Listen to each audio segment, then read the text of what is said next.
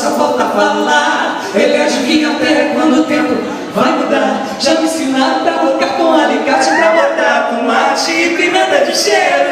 Sem a paciência, dona Margarida, eu não sou comida pra levar tempero.